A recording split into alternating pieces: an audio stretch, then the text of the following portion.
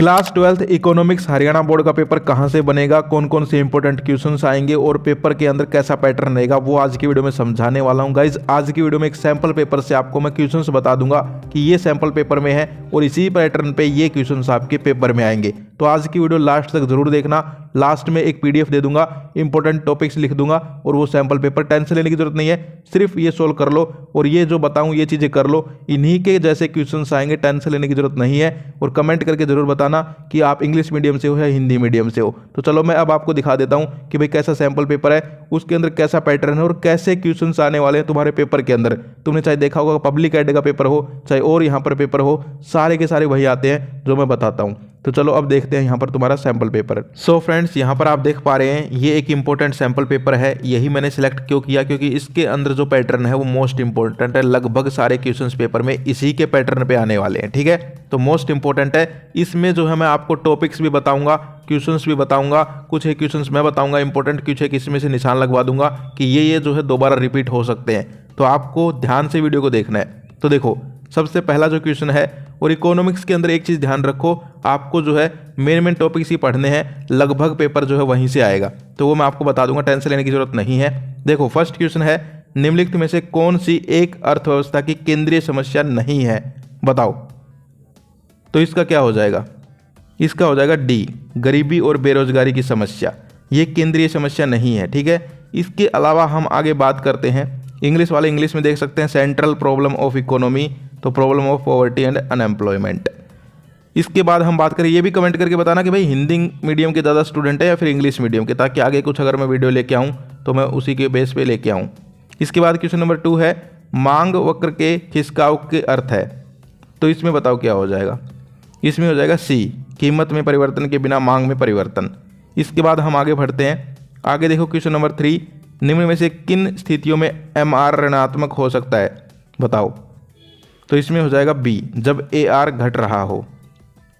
इसके बाद हम आगे बात करें तो आगे आप यहाँ पर देख सकते हो, सम विच्छेद बिंदु पर फर्म की लाभ या हानि क्या होती है। अब यहाँ से बड़ा क्वेश्चन भी आ सकता है, फर्म के लाभ हानि, ठीक है। फर्म जो है वो इंपॉर्टेंट टॉपिक है, तो इससे बड़ा क्वेश्चन भी आ सकता है। तो इसीलिए तो पैटर्न समझाता हूँ कि जो इंपॉर्टेंट टॉपिक्स आए वो मैं आपको बता दूँ कि भाई ये टॉपिक्स जो है ये यहाँ तो छोटे क्वेश्चन में 1 नंबर में, बड़े में भी आ सकता है फर्म का क्वेश्चन, तो इसको ध्यान से पढ़ लेना। तो इसका क्या हो जाएगा बताओ? ए हो जाएगा। इसके बाद हम आगे बात करें, क्वेश्चन नंबर 5 है, पूर्ति वक्र जब खड़ी हुई सरल रेखा होती है तो यह बताती है। तो सरल रेखा के क्वेश्चंस आ सकते हैं, बताओ इसका आंसर 5। इसका हो जाएगा बी, पूर्ण बेलादार पूर्ति। इसके बाद हम आगे बढ़ते हैं, आगे एक फिल इन द ब्लैंक्स है, संपूर्ण अर्थव्यवस्था की अध्ययन कहलाता है। यानी कि ये तो आपके इकोनॉमिक्स का क्वेश्चन है कि भाई study of economy as a whole is called economics. कौन सी, माइक्रो या मैक्रो? बताओ तुम्हें कौन सी इकोनॉमिक्स अच्छी लगती है, माइक्रो लगती है या मैक्रो लगती है? माइक्रो। तो इसका आंसर माइक्रो हो जाएगा, ठीक है, यानी कि व्यवस्थित अध्ययन, ठीक है। तो इसका व्यवस्थित ये हो जाएगा, इकोनॉमिक्स माइक्रो वाली हो जाएगी इंग्लिश की अगर बात करूँ तो। इसके बाद ये क्वेश्चन भाई ये तो मेरे समझ से भी बाहर है, ये देख लेना। आगे हम बात करते हैं 8th वाला। तो 8th आप देख सकते हो, उत्पादन फलन भौतिकी आगत और भौतिकी निर्गत के बीच में संबंध को दर्शाता है, तकनीकी या आर्थिक। तो इसमें हो जाएगा तकनीकी, टेक्निकल। इसके बाद असर्शन रीजन क्वेश्चंस आएंगे। असर्शन रीजन में ध्यान से पढ़ लेना क्वेश्चंस की, दोनों यहाँ पर जो सेंटेंस दिए हुए हैं उनको, और उसके बाद ही आंसर करना, ठीक है।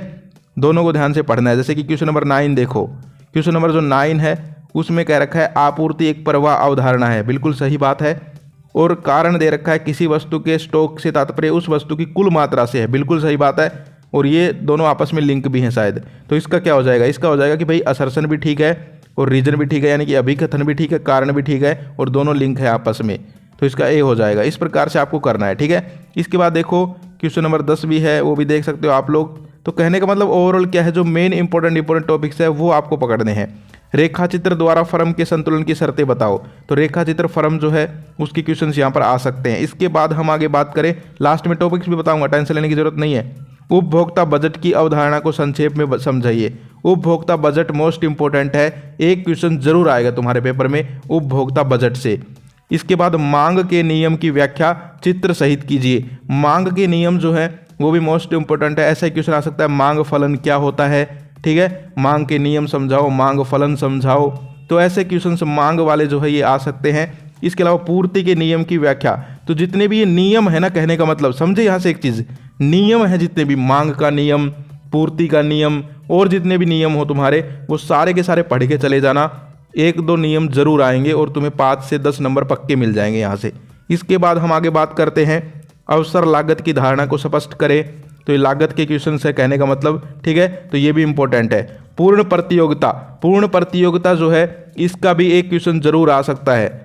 ये मोस्ट इंपॉर्टेंट है। जब मैं ये पेपर बनाने से पहले एनालिसिस कर रहा था पिछले पेपरों का, तो बिल्कुल इसके क्वेश्चंस देखने को मिले हैं। पूर्ण प्रतियोगिता, इस टॉपिक को ध्यान से पढ़ लेना, ठीक है। इसके क्वेश्चंस घुमा फिरा के आ सकते हैं। कुल उत्पादन और सीमांत उत्पादन जो है उसका डिफरेंस पूछ लिया, कुल उत्पादन और सीमांत उत्पादन के बीच में। इनमें से कोई एक आ सकता है पेपर में। जैसे यहाँ तो दोनों का अंतर पूछ लिया, पेपर में शायद एक आ जाएगा कि कुल उत्पादन से आप क्या समझते हैं या फिर सीमांत उत्पादन से आप क्या समझते हैं, ठीक है। तो इस प्रकार से आ सकता है। पेपर जो है बिल्कुल यही टॉपिक से आएगा, टेंशन लेने की जरूरत नहीं है। आपूर्ति का क्वेश्चन है, आपूर्ति का, तो आपूर्ति जो है वो बिल्कुल मोस्ट इंपॉर्टेंट है, इसमें जो है पढ़ लेना। इसके बाद हम बात करें यहाँ पर, ये देखो एक पूर्ण प्रतियोगिता का फिर से क्वेश्चन आ गया है, ठीक है। मोस्ट इंपॉर्टेंट है भाई ये चीज़। इसके बाद मैक्रो इकोनॉमिक्स के क्वेश्चंस आ गए हैं, तो ये भी आप लोग यहाँ पर देख लेना, कर लेना। मैं इंपॉर्टेंट टॉपिक्स आपको अब बता देता हूँ, ये आप यहाँ पर सोल्व कर लेना, ठीक है। अब देखो मोस्ट इंपॉर्टेंट टॉपिक्स कौन से हो सकते हैं तुम्हारे, उनकी हम अगर यहाँ पर बात करें, ये मैं दे दूंगा तुम्हें, ये पेपर जो चल रहा है ये दे दूंगा, ये सोल्व कर लेना बैठ के। मोस्ट इंपॉर्टेंट है ये, ठीक है। इसके अलावा जो इंपॉर्टेंट टॉपिक्स हैं वो अगर मैं बात करूं तो यहाँ पर मैं बता देता हूँ, इसमें भी क्या क्या है। बचत फलन की अवधारणा को समझिए, तो बचत जो है उसका क्वेश्चन बिल्कुल यहाँ पर मोस्ट इंपॉर्टेंट है, पढ़ लेना। बचत, औसत आय, ये चीज़ें मोस्ट इंपॉर्टेंट है। औसत आय का क्वेश्चन आ सकता है। इसके अलावा निजी आय तथा राष्ट्रीय आय में अंतर, तो बिल्कुल आय का जो है ऐसा ही क्वेश्चन आएगा, निजी आय या राष्ट्रीय आय में अंतर, या फिर एक इनमें से एक्सप्लेन करवा सकते हैं कि राष्ट्रीय आय क्या होती है, ठीक है। तो औसत आय क्या हो सकती है, तो आय के क्वेश्चन जरूर आएंगे। अधिक मांग क्या होती है, देख सकते हो। बजट घाटा क्या होता है, बजट का क्वेश्चन जरूर आएगा भाई। बजट जो है मोस्ट इंपॉर्टेंट है, उपभोक्ता बजट आया था वहाँ, ठीक है। बजट जो है मोस्ट इंपॉर्टेंट है। कर किसे कहते हैं, कर का एक क्वेश्चन लिख के देता हूँ, जरूर आएगा। अप्रत्यक्ष और प्रत्यक्ष कर, ये जरूर कर लेना भाई। अप्रत्यक्ष और प्रत्यक्ष कर जो है ये क्वेश्चन आ सकता है तुम्हारे पेपर में 100%। मोस्ट इंपॉर्टेंट है, सीधे 5 नंबर बता रहा हूँ पक्के। इसके बाद हम आगे बात करें, उपभोक्ता फलन क्या होता है, उपभोक्ता संतुलन क्या होता है, ये क्वेश्चन देख सकते हो।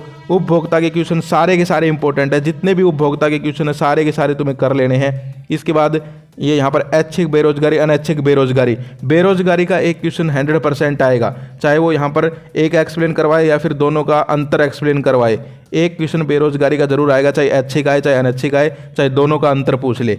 समझ गए। संतुलित आय का क्वेश्चन है, संतुलित आय मोस्ट इंपॉर्टेंट है, ये आप पढ़ लेना। मुद्रा की पूर्ति के कारण समझा रखे हैं, तो ये मोस्ट इंपॉर्टेंट जो है मैंने आपको ये दे दूंगा मैं, और पीडीएफ में यहाँ पर जो है इंपॉर्टेंट टॉपिक्स भी बता दूंगा। जैसे कि यहाँ पर मुद्रा, बैंकिंग, केंद्रीय जो है ये हो गया, बेरोजगारी हो गई, परछन बेरोजगारी वगैरह हो गई, अनैच्छिक बेरोजगारी हो गई, आय हो गई, हस्तांतरण आय क्या होती है, आय चक्र क्या होता है, लेखांकन आय क्या होती है, ठीक है। इसके अलावा उपभोक्ता के बजट के ऊपर क्वेश्चन आ सकते हैं, उपभोक्ता संतुलन का क्वेश्चन आ सकता है, मांग फलन क्या होता है, कर प्रत्यक्ष अप्रत्यक्ष कर क्या होते हैं, ठीक है। औसत आय का क्वेश्चन आ सकता है। तो जो मैंने बोला है, जिसने ध्यान से सुना है, सारे के सारे पर्सन इन्हीं टॉपिक से ही होंगे, टेंशन लेने की जरूरत नहीं है। आप लोग जो है जाकर डिस्क्रिप्शन से ये डाउनलोड कर लो पीडीएफ, ठीक है। इसमें ये पेपर भी मिल जाएगा और जो ये मैंने बोले हैं ये भी मैं लिख दूंगा इसके अंदर, तो टेंशन लेने की जरूरत नहीं है। डाउनलोड करके पढ़ लो, और कहोगे तो एक वीडियो और बना दूंगा। हिंदी मीडियम में हो या इंग्लिश में, ये जब बताओ। पहली बात तो यही नहीं पता कि ज़्यादा स्टूडेंट किस मीडियम के हैं,